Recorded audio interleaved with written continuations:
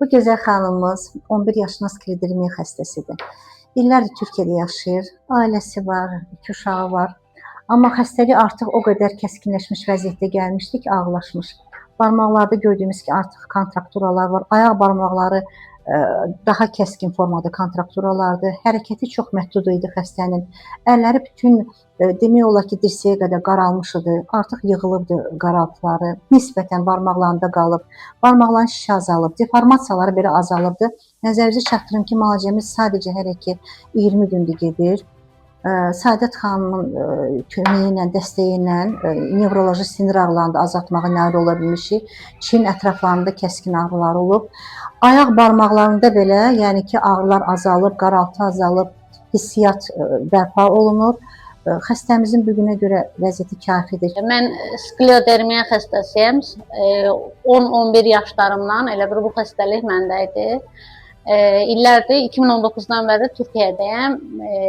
Amma o illər ərzində mən müalicəmi ilətdirmədim. Uşaqlarım oldu, bədənim daha da gücdən düşdü deyən.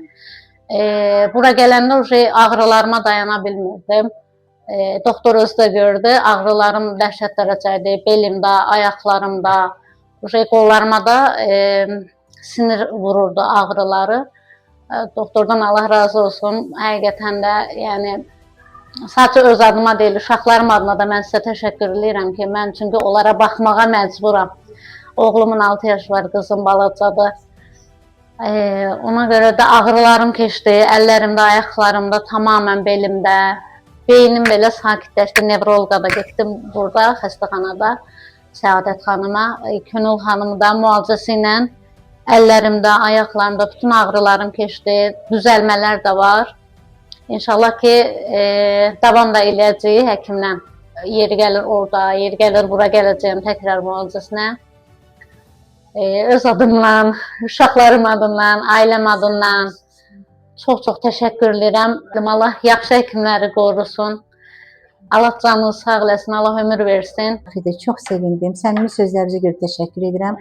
Ümidvaram ki, bundan daha da yaxşı olacaqsınız. Amma sklerodermiya həqiqətən də indiki zamanda çox aktual bir xəstəlikdir və onun tamam müalicə olması da, yəni tamam mümkün olması da, amma əgər xəstəmizin ağrılarını azalda biliriksə, həyat sevinci yarada biliriksə, həyata qaytara biliriksə, həvəsini yarada biliriksə, yəni çünki bu cür xəstələr çox vaxt faktiki bu xəstə öz uşaqlarına görə məcbur olaraq ayaqda qalmağa məcbur idi.